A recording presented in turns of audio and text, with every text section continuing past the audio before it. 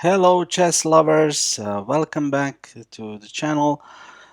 Today we will start covering the Prague International Chess Festival.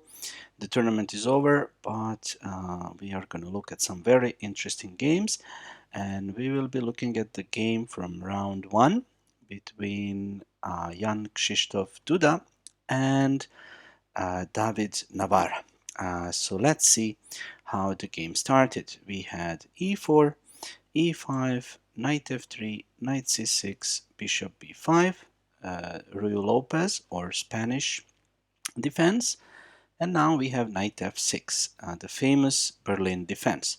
And in this position, the main line is the so-called Berlin endgame, which arises after moves like this.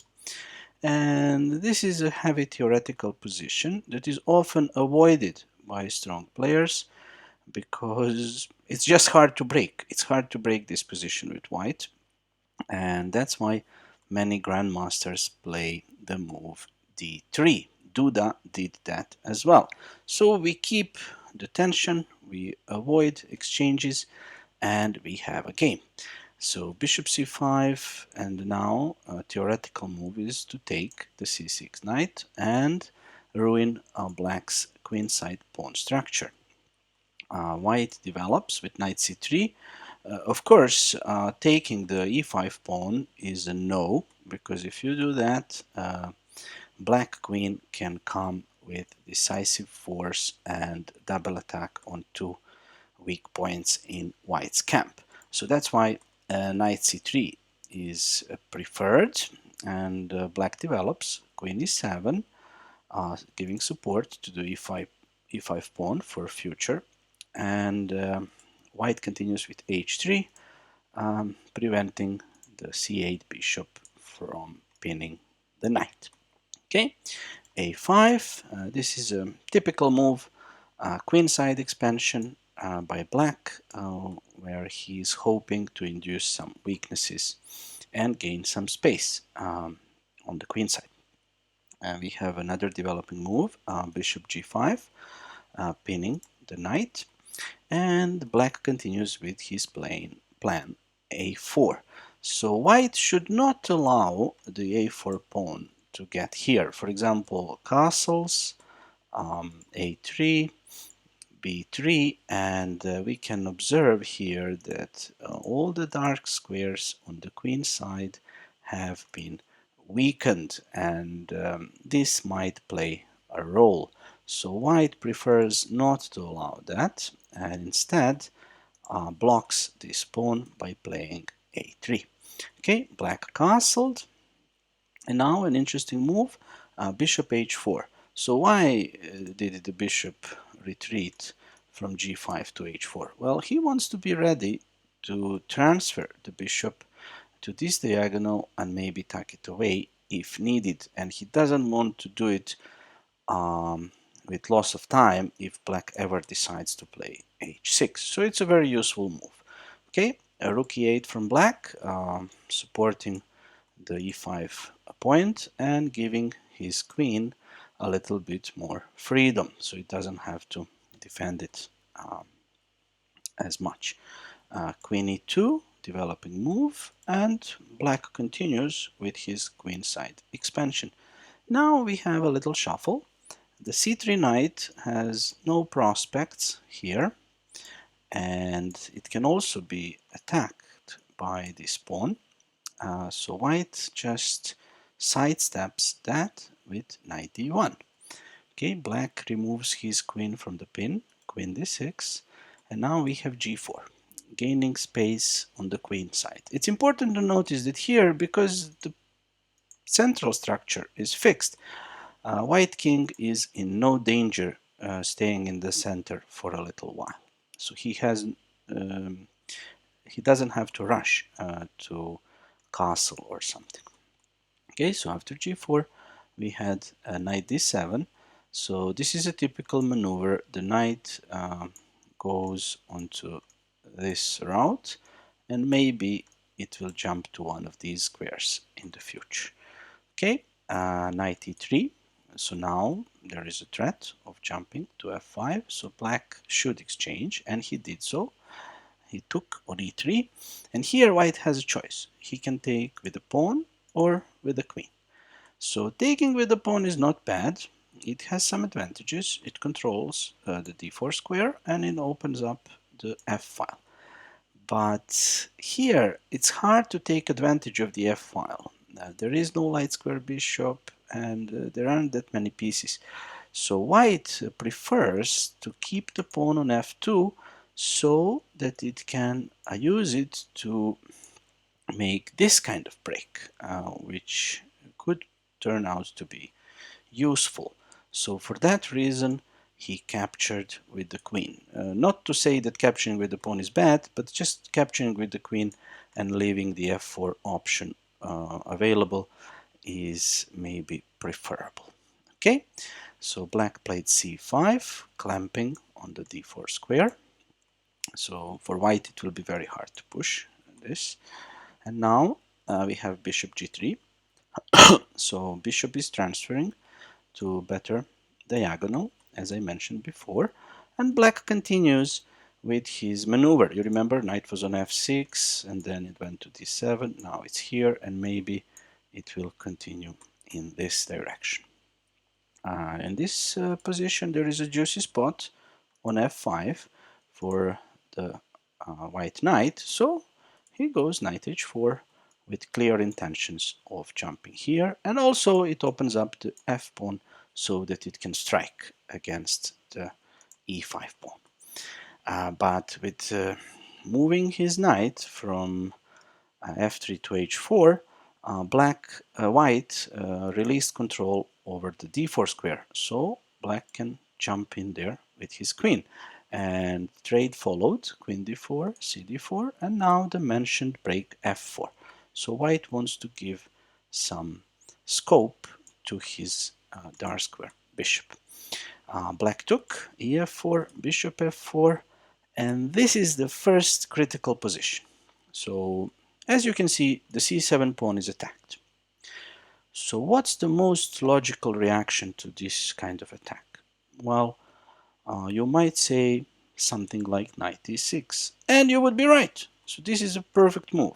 It attacks it defends the c7 pawn, attacks the bishop, and also gives support to this pawn.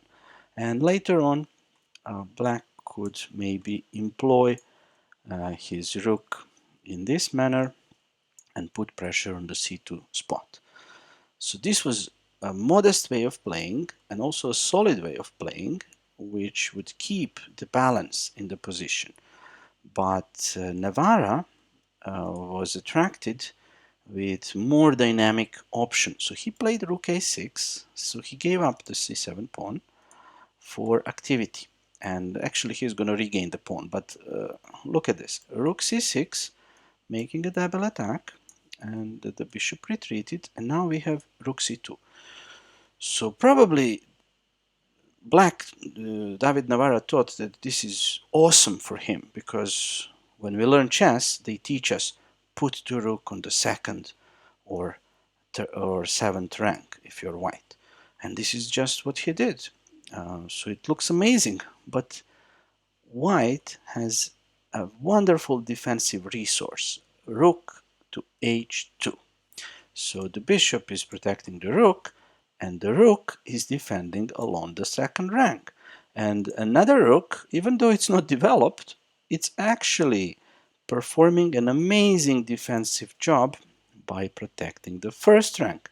And because there is a bishop on c8, black cannot support his advanced rook. So he can either exchange on h2 or retreat. So he chose to retreat, much better, because he controls the c file. But that's just amazing. With this move, white fended off the attack, and even though black controls the only open file, it's actually black with the weaknesses on d4, b5, f5 square, and this will play a major role later on. So let's see. Next move, king d2. So with his king, he covers now these squares. So if somehow black could double and have enough time to get with his rook here, that would be terrible for white. But white now, with some precise moves, prevents that. So let's see. First, knight e6, not a bad move. So this knight might jump here, and then we have ideas like this that could be very unpleasant. But let's see what white plays. He goes knight f5. So knight finally gets to his desired square. And from this square, it attacks this pawn, but also it looks at e7 spot, sorry, which is crucial for tactical reasons because it offers some forks. So, for example, first of all, let's discuss the d4 pawn. If black would continue with knight c5, dreaming about this stuff, then we can just take the pawn. We take the pawn on d4 and protect. So there is no such thing. And if you attack, we can just sidestep the attack and defend the knight, remove our king from this kind of attack, and we are a pawn up. Okay, so knight c5 wasn't played, and bishop a6 was played instead, with some ideas like this. And of course, black wants to support his c6 rook and penetrate along the c file. So now a beautiful move by Duda. So he played bishop d6. So what's this move all about? So he's controlling the e7 square so that he can jump in and wreak havoc. That's why black doesn't have time to double. So for example, if he doubles up, then knight e7 ends the game by forking everything. So what's the normal reaction to this? Removing the king, yeah? If king is not on g8, there is no fork from e7. So that's what he played, king h8. But now bishop comes to defense, bishop b4, so that black cannot attack the knight and force it to stop supporting the bishop. And finally, black plays rook ec8. So now it looks like black is in the driving seat again. So he has doubled his rooks and he wants to go here. Yeah. So that would be terrible. But white again has a simple, quiet defensive move which stops black from doing anything, and that is king d1. So by playing this move, we open up the second rank for this guy, for the h2 rook. Again, this h2 rook is saving the day and stopping black from penetrating on c2. Also, this rook that hasn't moved at all keeps defending us. So that's amazing. So Duda here plays with his a1 rook all the time without even touching it. So he's using this rook for some very effective ideas, like to defend his king. And it's very successful use without even touching it. So he never even touched it so far. And maybe he will not touch it throughout the game, but he is employing it wonderfully. And now black should just sit tight. So this position looks so nice for black, but actually it's not so good. But maybe Navara was deluded that he should play for some active options. So he went knight c5. Instead, he should have just waited and hoped for the best, because he cannot really do anything to white, as we will see. So he went knight c5. Now it looks like this is amazing. The knight is coming to b3. This rook that was wonderfully used without ever being touched is gonna feel some heat.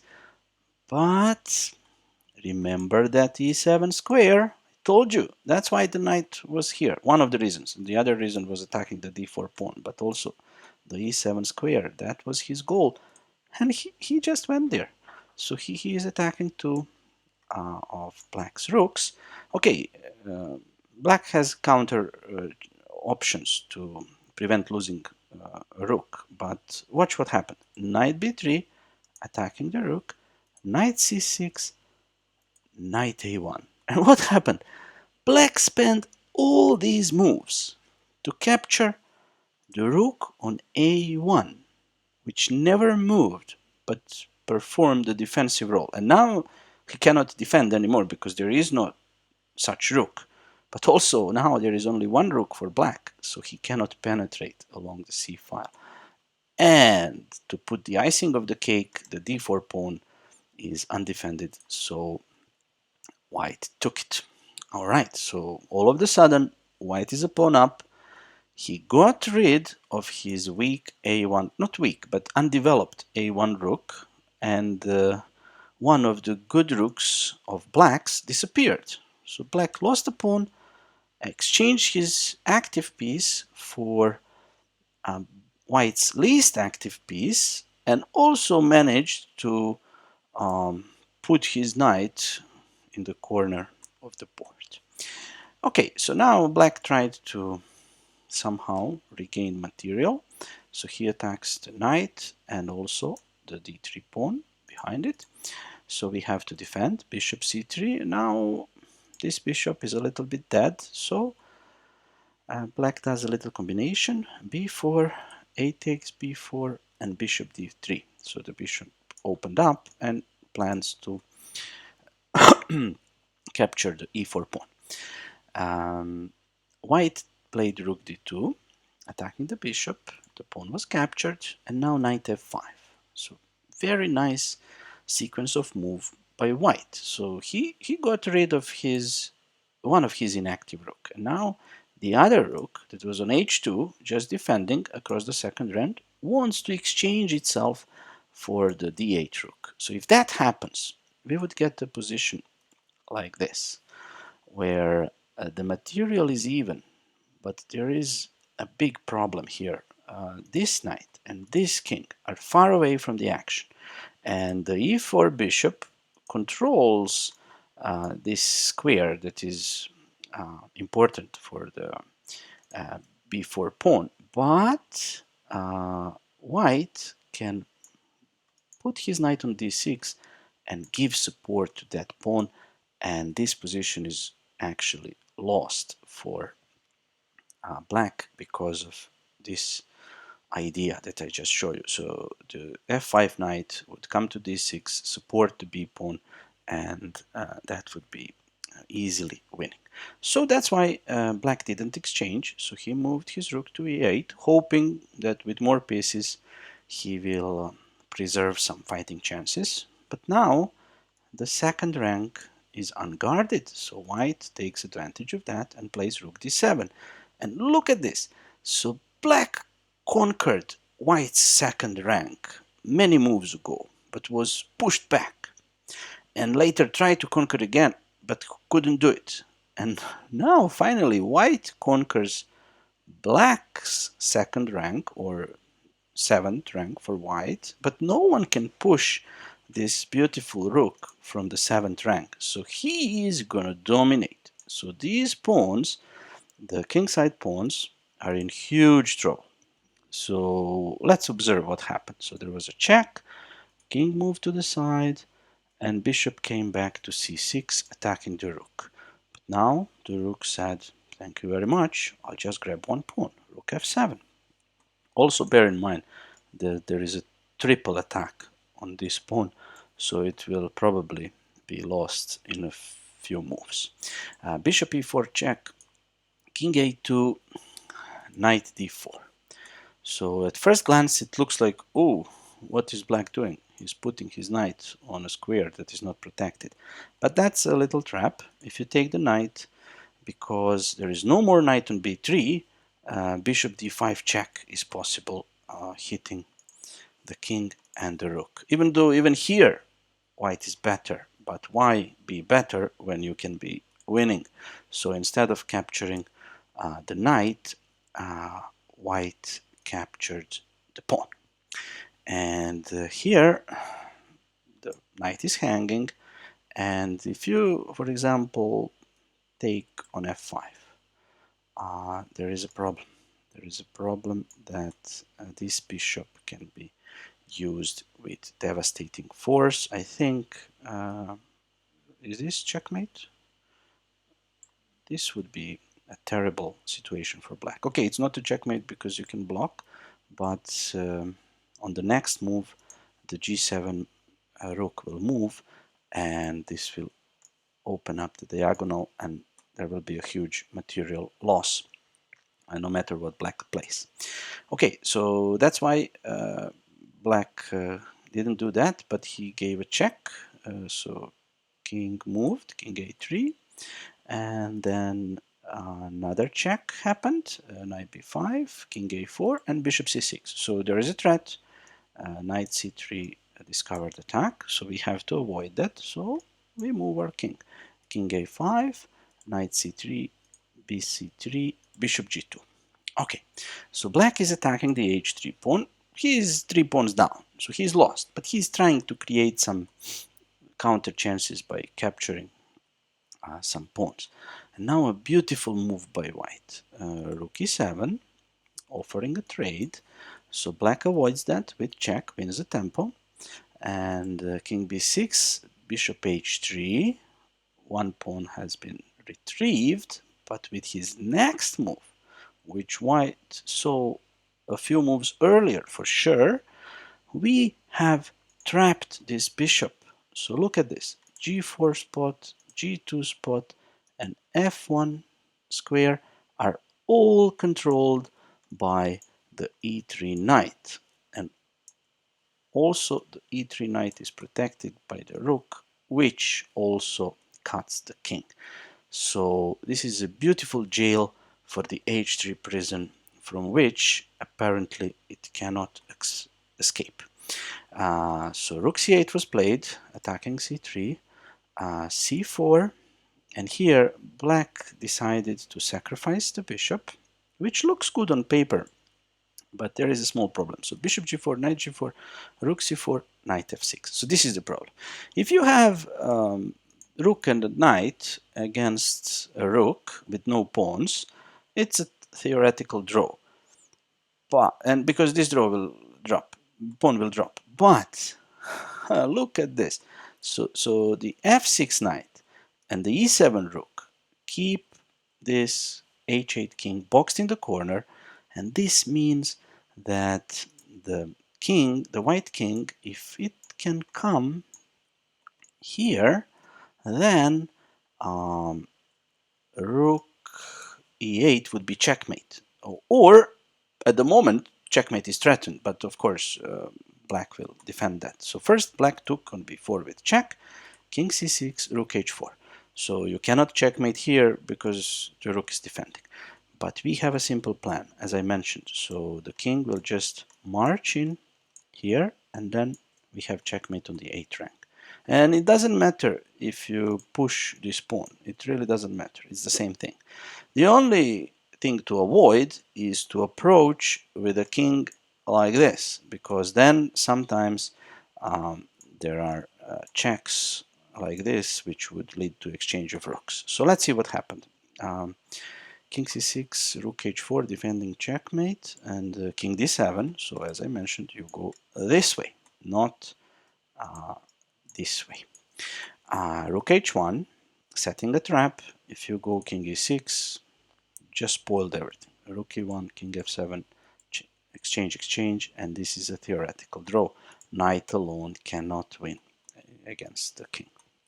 So that's why here you don't go to e6, but you go behind your rook, so there is no check. King e8 was played. Black, I think he just allowed checkmate, so he played rook a1, and maybe he was appreciating the skills of his opponent, so he let the checkmate happen on the board. That's my guess. So that was the whole game. It was a long one, 55 moves, but I hope it was instructional for you, and I hope you enjoyed listening to my analysis of this game from the first round of Prague Prague Chess Festival Masters Group. If you like this content, please like, comment, share, and do subscribe to the channel. Have a nice day and see you again in a new video. Bye!